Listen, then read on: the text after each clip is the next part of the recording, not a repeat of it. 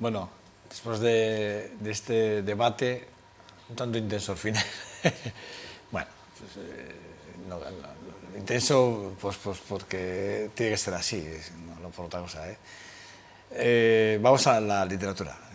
Todos los martes ya saben que hemos recuperado ese espacio de literatura con Roberto Lastre, un espacio en el que, bueno, yo creo que ganamos todos, porque con Roberto Lastre hoy vamos a hablar de una poetisa de 1830 y Roberto, buenos días, 30 y Buenos días. algunos, ¿no? 1830 y Sí, algunos. nació en 1830, pero es protagonista de la última parte del siglo XIX, que ya todos sabemos que ha sido eh, el fragmento de tiempo de la historia más revolucionario y más fructífero que ha habido. Ahí apareció la electricidad, apareció el teléfono, apareció el pararrayos, apareció De la hecho, máquina de vapor, apareció la fotografía, en fin. de hecho, hablabas del pararrayos y estábamos hablando fuera de cámaras que uno de los amores uno de los hombres que le rompieron el corazón realmente A Emily a Emily Dickinson Dickinson fue fue, Benjamin Franklin sí, Newton, que fue sí, el Benjamin inventor Franklin. de... Sí, apareció en su vida y enseguida escribió a una amiga. Tengo un amigo hermoso e interesante, ¿no? Eh, Emily Dickinson yo creo que llegó a escribir lo que escribió porque nunca pasó de la edad de los porqués, lo que tenemos nosotros con 7, 8 años, que por qué es esto y nos dicen, tienes que venir a sentarte a la mesa. ¿Y por qué? Ah, porque es así. Pero el es así es porque evidentemente son los moldes de la sociedad que va creando, la ficción social que se va creando. Este es un tema interesante porque es la base de la poesía de Emily Dickinson. Emily Dickinson se resiste a aceptar los cánones sociales y descubre la ficción social. Es decir, me quieren meter a mí a cumplir como su propia madre, ¿no?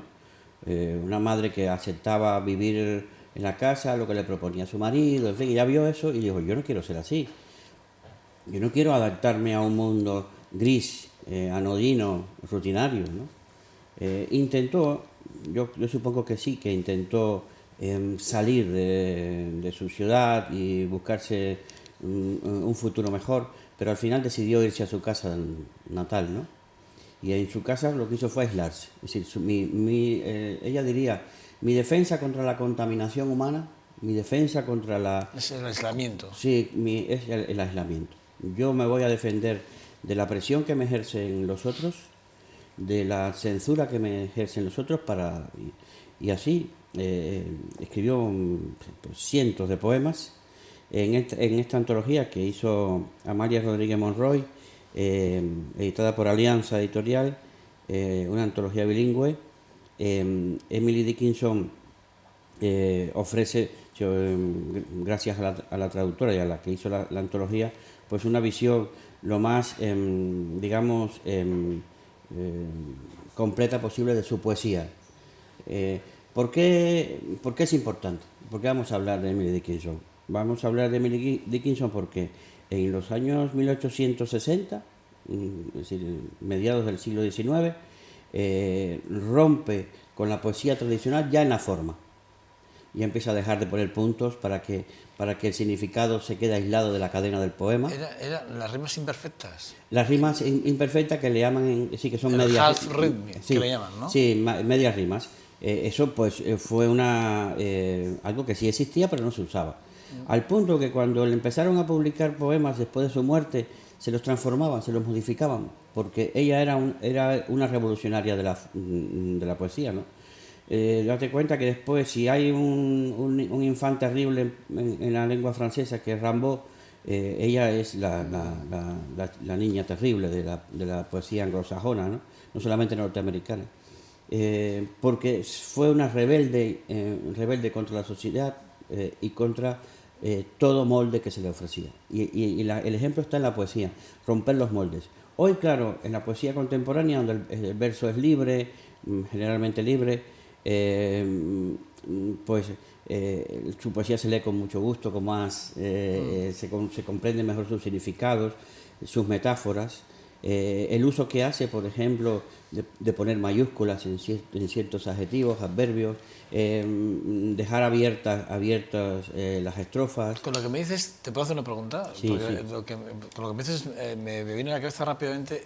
Si Emily Dickinson hubiese nacido en nuestro tiempo, hubiese sido reconocida, probablemente no, ¿no? Digo, con lo que estás diciendo, ¿eh? Sí, sí. Porque era no solo romper con los cánones, Sí, esa, sí, incluso sí sería reconocido en primer lugar porque estamos en una época en que el trabajo de la mujer ya no está velado como antes. Está una mujer que cuando un periodista le publicaron 4 poemas solamente en vida, y el periodista cuando fue allí a la zona donde vivía, al barrio donde vivían, preguntó por ella. ¿Conocéis a la poeta Emily Dickinson? Emily Dickinson, no, es una señora que hace tartas y pasteles. Se le conocía por eso, porque no, porque vivía de hacer tantas vivía en su vida, y lo único era que se repostera. sabía era que tenía muy buena mano para la repostería, pero no se sabía nada. Incluso cuando ella muere, su hermana recoge todos sus manuscritos. 1800, ¿no? 1896 ella muere, a los 55 años, y entonces su hermana recoge sus poemas, pero como no están fechados, nunca se supo cuál era primero ni cuál era después. ¿Sabes? Los intérpretes de la poesía, que siempre quieren relacionar poesía con vida, ¿no? Con vida de la autora, pues se quedaron con las ganas. Siempre, porque nunca se sabe qué cosa escribió cuando conoció a Benjamin Franklin o cuando conoció al otro, no se sabe. Es decir, no se puede adaptar la poesía a nada de la vida porque no había fechas, entonces no hay un orden cronológico. Aquí en esta antología de Alianza Editorial se hace una reflexión sobre toda la vida y obra de Emily Dickinson, y cuando se leen los poemas te das cuenta que han ordenado como que los menos agresivos y menos críticos son de una etapa más juvenil. Pero tampoco lo creo. Es decir, yo creo que ella fue rebelde siempre. Lo único que sí, hay poemas que tú notas que hay una madurez, un uso más, hay más oficio, ¿no? Un uso de la metáfora con mayor amplitud, ¿no? Y hay una cosa, es que probablemente Emily Dickinson es de las mejores poetas de la historia, gracias a que en esa época rompió los moldes de la poesía ad usum, ¿no? De la poesía, digamos, medida, conservadora, clásica, y hizo una poesía que es la que se empezó a hacer después en el siglo XX. Es verdad que en Europa, que fueron los que rompieron más las estructuras de la poesía, tuvieron la influencia de Mallarmé y de Rimbaud más que de Emily Dickinson, porque Emily Dickinson fue conocida muy poco, es decir, fue poco a poco. Es decir, si los primeros libros estaban transformados, modificados, no se sabía en realidad por qué esa mujer había hecho esto, ¿no? Habría que poner en contexto a Emily Dickinson, porque hay que decir que sí que es 1800, estamos hablando de la guerra de secesión en Estados Unidos. Estamos hablando de que ella viene de una familia de bien, es decir, no era una familia cualquiera.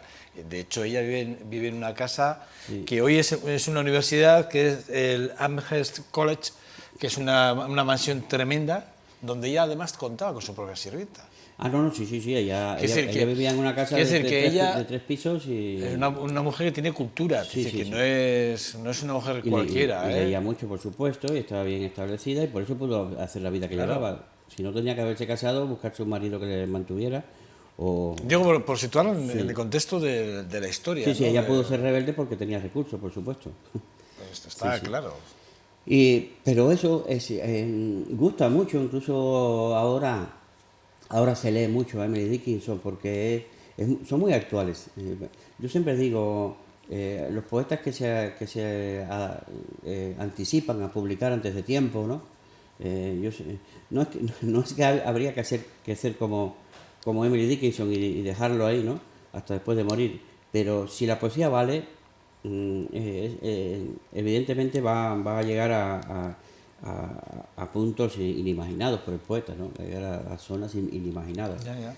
Entonces, claro, es una pena que ella no pudo relacionarse con los poetas de su época, ¿no? Eh, pero sin embargo se ve una influencia en su poesía de la literatura gótica de Edgar Allan Poe, que fueron contemporáneos. Ella sí pudo leer a Edgar Allan Poe, por supuesto, y a Henry Melville. Ella era una lectora de lo que consumía, lo que se producía en aquella época, por supuesto. Y de ahí, pues sería una gran casualidad que su poesía es muy gótica, muy parecida, bueno, muy parecida no, pero sí con influencias de Poe, de la poesía de Edgar Curioso, Poe. ¿eh? Curioso, repito, por eso quería poner la escena en el lugar de la secesión, que para que la gente que nos esté viendo se situase un poco en de qué momento estamos hablando, ¿no? Sí, date Estamos cuenta hablando de un momento, fíjate tú, en Estados Unidos es una de las sociedades que como se fue construida sobre la base política, ¿no? Es una de las sociedades más conservadoras en cuanto a costumbres y convenciones. Y eso hizo que Emily Dickinson, incluso después de muerta, después de que se le publicara, le modificaran la obra. Es decir, no se concebía que una mujer escribiera de esa manera. Y trataron de dulcificar y suavizar un poco el tono, buscando que fuera un tono femenino. Pero vamos a ver, esta mujer se sacrificó durante toda su vida para escribir como lo hizo, ¿no? fíjate, estaba viendo que hay, incluso en internet hay un poema que se publicó en 1862 en Springfield Republican, que era un periódico Un periódico de local. entonces. Sí, y está una de las poesías que ella escribió, además, que fue el primer poema que le publicaron y fue el día de San Valentín, Ah, por sí. cierto. Sí, sí. O sea, lo estaba viendo ahora y además es que me estaba sorprendiendo porque además se puede leer perfectamente, prácticamente. Está en inglés, pero se ve perfectamente y se puede leer casi perfectamente. Sí, está como la foto del periódico, ¿verdad? Sí, sí, es una foto del periódico, efectivamente. Y se ve perfectamente. Y sin embargo se lo modificó el periodista. Este fue, sí, este fue Ya modificado. empezaron a modificarlo. Ah, este ya lo modificaron. Ya empezaron a modificarlo. Porque creían que era una Mira, falta de... ¿qué pasa? La poesía es la única que se ha resistido en la historia al mercantilismo. Es decir, no puede haber poesía comercial. Eso no existe, ¿no? Es curioso, ¿eh? Pero aunque no exista la poesía comercial, sí existe la censura y sí existe la manera de hacerla lo más fácil al lector, buscando que esa poesía que siempre es resistente a la interpretación, resistente al sentido común, pues sea lo más, si el sentido común pueda comprenderla mejor, ¿no? Pero por eso quisieron hacer modificaciones. No es que ella fuera crítica, pero sí era simbolista, como los franceses de su época también, ¿no? Entonces, eso en Estados Unidos costaba entenderlo. No es como en Rusia o en Francia o en Italia de aquella época, que eran sociedades como más abiertas a la invención, a la iniciativa. Oye, estaba leyendo, y no sé si es así o no, pero estaba leyendo que realmente murió en el encierro. Sí, ya los últimos En años su autoencierro, ¿no? no quería salir de la habitación ya en los últimos años. O sea, no tenía ninguna intención, No, además. no. Ella incluso Murió con 55 años, ¿no? 55 años, muy joven, pero fue por eso. Es decir, era una mujer que ya apenas hacía ejercicio, no salía de casa, pues se fue deteriorando, supongo, a causa de eso. Y ya un poco que a los vecinos le tenían un poco de manía porque no saludaba. Iban a su casa, le O sea, tocaban, y mandaba a la asistenta, no salía, una tía poco sociable, vamos. poco sociable, y entonces pues tampoco sufrieron mucho su pérdida, ¿no? Es decir, que ella murió sin pena ni gloria. Dice que que la soledad es nueva para usted, maestro. Permítame conducirlo. O sea, es una de las frases Lo de que... la soledad es muy importante porque claro, como ella vivía en soledad, pues Es una frase que está en su lápida. juega mucho con eso. Pero hay una cosa que aparte de la forma que tenía Emily Dickinson, que es bueno señalar, que es que ella jugó con todas las fuerzas que tiene la poesía actual, digamos, que es el ir al borde del abismo. Es decir, que que la poesía últimamente está jugando cada vez más en el borde entre el bien y el mal, el borde entre la muerte y la inmortalidad, entre la vida y la muerte, entre el amor y el odio. Es decir, esos límites, es decir, llegar con esa sensibilidad que tenía ella, llegar a esos puntos filosóficos, digamos, ¿no? Ontológicos. ¿Qué es la vida? ¿Qué es la muerte? Generalmente estuvo preguntándose durante toda su existencia si la muerte era también una invención social. Sí, no, Bueno, ella era una creyente de tal calibre que la Biblia la tenía presente siempre a su lado. Yo estaba leyendo que siempre ella, su Biblia, y era una gran admiradora del humorista Ralph Waldo Emerson, que era el humorista sí, sí. por excelencia en Estados Unidos por aquella época, es decir, era el humorista más reconocido, y ella dice que era un fan incondicional de él. Sí, pero es curioso que ella tuviera la Biblia siempre con ella y sin embargo ella se rebelaba también contra la moral religiosa. De hecho, hace una crítica de Otelo. Hay un momento en el que ella hace una crítica de Otelo con el tema de los dioses, ¿no? Cuando Otelo habla de tu Dios y mi Dios, y se llega a plantear, ¿no? ¿Por qué tu Dios y mi Dios? ¿Cuántos dioses hay, no? Dice, como diciendo, uno o muchos, o cada uno tiene su Dios, ¿no? Es un planteamiento que ella se hace en un momento determinado, ¿no? Cuando... Claro, vamos a ver, si ella hubiera escrito más, hubiéramos conocido más su pensamiento, pero ya por lo que se lee en la poesía, ella yo creo que tenía la Biblia y a Dios como algo ahí para unirla a ella con lo absoluto, ¿no? Como diciendo, mi finitud tendrá que tener una explicación en el absoluto. Y yo creo que era su acercamiento a la religión o su religiosidad, entre comillas, sería más filosófica y más crítica que... Bueno, Emily Dickinson, la verdad es que yo no he leído, yo te decía antes fuera de cámaras que yo no había leído nunca nada de ella y lo que haré será leerme sí, porque como es poesía, pues textos de ella. recordamos algunos poemas, a veces, pues hay poemas bellísimos, pero poemas también muy duros en que ella cuestiona la rutina de los hombres, el afán de éxito. Fíjate, una cosa que ahora en Estados Unidos es tener éxito o no, ser un triunfador o no. O lo eres o no lo eres. Sí, pues ella ya en aquella época estaba criticando a esa tendencia masculina de buscar el éxito, ¿no? ¿Pero qué les pasa a los hombres que quieren buscar éxito? A cualquier... Me ha hecho gracia ver el artículo que se publica en el Springfield, un Republican de 1863. Y que se conserve, ¿eh? Sí, me ha hecho gracia porque es que además se lee muy bien. Es decir, que es que me ha hecho gracia que, bueno, pues que se conserve un texto también, que se pueda ver también de 1862. Me ha hecho gracia. Bueno, Roberto Lastre, siempre es un placer. Pues ya...